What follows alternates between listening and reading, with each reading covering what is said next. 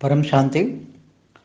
आज मैं नारद जी के बारे में कुछ बताना चाहता हूँ बच्चों को, क्योंकि बेहद के बच्चे ये कैरेक्टर, नारद का कैरेक्टर अगर समझ पाएंगे तो नारद की शक्ति के बारे में समझ पाएंगे कि नारद जी एक पल के अंदर ब्रह्मापुरी ब्रह्मा के पास पहुंच जाते थे, एक पल में विष्णुपुरी विष्णु के पास पहुंच जाते थे, नारायण नारायण नारायण के जाप करते थे। उनके आराध्य देव नारायण थे, माना विष्णु, लक्ष्मी नारायण का कंबाइंड रूप है विष्णु। तो ये ब्रह्मा के मानस पुत्र थे। मानस माना मन से पैदा किया हुआ, मन से। वैसे तो ब्रह्मा ने सृष्टि की संकल्प द्वारा ही बनाई थी। पहले पहले पहले जो रचना ब्रह्मा द्वारा सर्जन की है ना, ब्रह्मा द्वारा सर्जन। तो हर पल वो एक पल के अंदर कभी वो ब्रह्मापुरी, कभी देवताओं के पास पहुंच जाते हैं, देवताओं के तीनों लोक का मालिक इंद्र पर पहुंच जाते हैं, कभी भूलोक में, कभी भुभुरु लोक में, कभी स्वर्लोक में, कभी पाताल लोक में भी पहुंच जाते हैं असुरों के पास, कभी अतल वितल सुतल के भी पहुंच जाते। तो कहने का मतलब है कि उनका काम क्या था? चाड़ी चुगली करना, असुरों को कुछ कहना, देवताओं को कुछ कहना, और आपस में लड़ाई झगड़ा करना। बड़े बड़े जो महादेवता और असुरों का जो लड़ाई झगड़ा का कारण भी यही रहे हैं, इसलिए असुर उस पर भरोसा नहीं कर सकते थे। असुर कहते थे तो ये लड़ाई झगड़ा करेंगे। लोग भी धरती पर इसके कारण भी बनाए, नारद वेड़ा कर रहा है, ये नारद जैसा ही है, नारद वेड़ा। हमारे यहाँ गुजराती में कहते हैं नारद वेड़ा करता है। એટલે कहने का मतलब है कि नारद के पास कौन सी शक्ति थी कि जो एक पल के अंदर ब्रह्मापुरी कितना दूर है, भूलोक से भूपुरलोक, स्वलोक, महालोक, जनलोक, तपलोक, फिर ब्रह्मापुरी आती है, सत्यलोक से भी ऊपर। तो 7 लोक क्रॉस करके फिर ब्रह्मापुरी आती हैं। तो ये पल के अंदर धरती पर गायब हो जाता, धरती से गायब हो जाता था। कभी व्यक्त से भी अव्यक्त और अव्यक्त से व्यक्त में आता था। तो व्यक्त माना 5 तत्व और अव्यक्त माना गायब हो जाना, माना सूक्ष्म शरीर धारण कर लेना, उसको अव्यक्त। सूक्ष्म शरीर को भी अव्यक्त कहते हैं, 3 तत्वों को शरीर भी अव्यक्त कहते हैं, परम लाइट को भी अव्यक्त स्वरूप कहते हैं। तो जो गुम जाती, जो मनुष्य नहीं दिख सकते, जो व्यक्त में रहकर जो तुम देख नहीं सकते, उसको अव्यक्त स्वरूप कहते हैं। जो मनुष्य की आंखों से दिखाई नहीं देता वो अव्यक्त है, अलौकिक लोक है। लौकिक वाले अलौकिक कहते हैं। तो ये इतने लोग, इतने 7 लोग, तो इसका डिस्टेंस कितना होगा? 7 लोग का जो डिस्टेंस कितना होगा आप सोच लो। कि वहां तो जो कई अलग अलग शास्त्रों में अलग अलग बोला हुआ है कि ये जो भूपुरु लोक है, भूलोक से ऊपर भूपुरु लोक 1 लाख योजन है, इसके ऊपर स्वर्ग लोक है 14 लाख योजन है, इसके ऊपर फिर महालोक है वो 1 करोड़ योजन है, फिर उससे ऊपर महालोक से ऊपर जनलोक 2 करोड़ योजन है, फिर वो तपलोक 4 करोड़ योजन है, फिर सत्यलोक इससे डबल है, ब्रह्मापुरी इससे डबल है। तो ये टोटल ब्रह्मापुरी एक पल में व्यक्त से अव्यक्त होकर साकार में, ये समझो ये खड़ा है और किसी मनुष्य से बात कर रहा है। किसी राजा के साथ बात करने आता था, किसी से कुछ उलट फुलट लड़ाई झगड़ा कराने का वो काम करता था, तो धरती पर आ गया।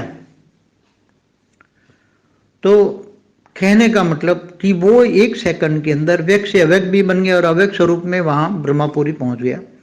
ब्रह्मापुरी से 1 पल में विष्णुपुरी और ब्रह्मापुरी का डिस्टेंस तो बहुत बड़ा है। विष्णुपुरी से कभी कभी दिखा नहीं शास्त्रों में, मगर वो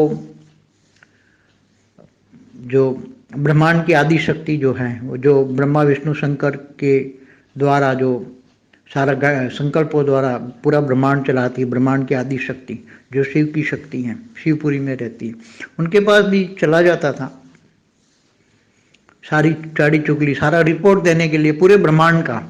ब्रह्मा विष्णु शंकर को भी आपस में लड़ाता था। कभी 1 पल में हिमालय पे आ जाता था, महादेव के पास, पार्वती के पास। तो कहने का मतलब है ये ऐसा एक कैरेक्टर है, महादेव के पास भी पहुंच जाना और एक पल हिमालय से, महादेव तो हिमालय में रहते, मैंने बोला ना शिव शक्ति का साकार रूप जो है शंकर पार्वती है, मैंने कई बार वीडियो में बोला है। तो इस ब्रह्मांड में जो ब्रह्मा द्वारा सृजन, विष्णु द्वारा पालना और शंकर द्वारा विनाश, तो कई बार बोल चुका हूं मैं। पूरे ब्रह्मांड, हमारा ब्रह्मांड एक प्रकाश वर्ष का है और एक सोलर सिस्टम को ही ब्रह्मांड कहते हैं। तो पूरे ब्रह्मांड में ये कहीं भी आ जा सकता था। जब पाताल लोक में भी जा सकता है तो ऊपर शिवपुरी में भी जा सकता है। केवल परमधाम में जा सकता है ऐसा नहीं है, क्योंकि परमधाम में नहीं जा सकता। परमधाम में निराकारी स्टेज चाहिए और उसकी ब्रह्मा की रचना है, तो इसलिए, क्योंकि उसके अंदर पावर कितना होगा। देखो, इस ब्रह्मांड का रचयिता शिव है। शिव, मैंने कई बार बोला, हमारा ब्रह्मांड एक कला का है। उसके पास जो निराकार पर ब्रह्म परमेश्वर जिनको कहते हैं, निराकार के पास एक कला का पावर था, क्योंकि कृष्ण को 16 कला का कहते हैं। तो ये एक कला के पावर से निराकार ने एक संकल्प से अपना आकारी रूप रचा, जो शिव आकारी बना, जिसको परम पुरुष भी कहते हैं, आदि पुरुष भी कहते हैं, आदि देव भी कहते हैं। शिव आदि, आदि देव शिव, जो शिवपुरी में रहते हैं, उन्होंने शक्ति अपने अंदर से शिव की शक्ति रची। तो शिव के पास भी 5% ही पावर ट्रांसफर होता है। एक कला का 5% पावर शिव शक्ति में आया। शिव शक्ति ने मिलकर विष्णु की रचना की। तो शिव शक्ति ने भी 5 कला अपनी पावर थी, शिव शक्ति के पास जो पावर थी उसका 5% विष्णु को दिया। विष्णु ने भी, विष्णु की नाभि से ब्रह्मा निकला, तो विष्णु के पास जो पावर है उसका 5% ब्रह्मा को दिया। ब्रह्मा ने फिर अपनी रचना रची, संकल्पों द्वारा परम पुरुष रचे। परम पुरुष ने फिर परम प्रकृतियाँ रची और अनेक संकल्पों द्वारा अनेक रचना होती गई और ये परम पुरुष गिरकर देवता हो रहे, देवता से मनुष्य बन गए और मनुष्य से गिरकर नीचे पाताल लोक में गए तो असुर बने, महाअसुर बन गए। तो पूरे ब्रह्मांड का एक, मैंने पहले कई बार बोलता हूँ। मगर नारद के पास कितनी पावर होगी, क्योंकि वो तो ब्रह्मा का पुत्र है। तो ब्रह्मा के पास जो पावर होगी, तो अगर चलो ब्रह्मा ने भी स्पेशल मानस, मन से, अपने मन से मानस पुत्र कहते तो ज्यादा कैटेगरी की वाली पावर वाली आत्मा बनाई होगी नारद की, तो भी कितना पावर होगा। क्योंकि एक कला का 5% शिव शक्ति के पास है, शिव शक्ति का 5% विष्णु के पास है, विष्णु का 5% ब्रह्मा के पास है। अब ब्रह्मा ने फिर नारद को दिया। तो भी इतनी पावर होने के बावजूद भी वो पूरे ब्रह्मांड में कहीं आ जा सकता था परमधाम के सिवाय, क्योंकि परमधाम में जाएगा तो वो डाइल्यूट हो जाएगा, क्योंकि निराकारी स्टेज नहीं बना पाएगा वो, और वो डाइल्यूट हो जाएगा। जो ब्रह्मा की ज़्यादातर रचना है वो ज़्यादा विष्णुपुरी तक जा सकती है। शिवपुरी में जाता ही वो डाइल्यूट हो जाता है, क्योंकि शिवपुरी में 100% परम तत्व है। मगर नारद फिर भी जा सकता था, तो स्पेशल क्वालिटी आत्मा ब्रह्मा ने बनाई इसलिए। तो ये शक्ति, ये पल के अंदर इतना दूर चले जाना, ऊपर के लोकों में, नीचे में, और सबको, सारी ब्रह्मांड की खबरें रखता था। हर ब्रह्मांड की हर पल की खबर नारद की चोटी अधरी रहती थी, उसकी एंटीना बोलते हैं, नारद की एंटीना चोटी ऊंची ऊपर रहती थी। तो ब्रह्मांड की हर तरह की, हर पल पल की खबरें वो उनके पास होती थी, और सुनकर एक दूसरों को कहना, अरे उसने तो ये असुर ने कहा, ये देवता ने कहा। मनुष्य के लोक पे भी बातें करना, आपस में लड़ाई झगड़ा कराना, ये उनका काम था। तो मैं सिर्फ कहने वाला था कि कहने की बात यह है कि, तो आप सोचो कि एक नारद के पास इतनी शक्तियां हैं, तो बेहद की आत्माओं के पास बेहद की परम लाइट, एक कला की भी नहीं, बेहद के कला की पावर है, बेहद की कला की पावर वाली आत्मा है। वो भी तो मनुष्य रूप में फंसी पड़ी है, कुछ साकारी कुछ आकारी है। वो भी धीरे धीरे ज्ञान से जागेगी जब उनके पास परम लाइट आएगी। जब थोड़े 5-7 भी जाग जाए, ऐसी आत्माएं, बेहती आत्माएं 5-7 भी जाग जाए, तो कितना दुनिया बदल सकता है। ये सिर्फ समझाने के लिए मैंने ये एग्जाम्पल दिया है, क्योंकि ये शास्त्रों की ये सभी बातें जानते होंगे, जो महाभारत देखते होंगे या गंगा मैया देखते होंगे या रामायण देखते होंगे। तो ये सभी को नारद का पार्ट तो हमेशा रहा हुआ है, नारद का पार्ट हमेशा ही रहा हुआ है।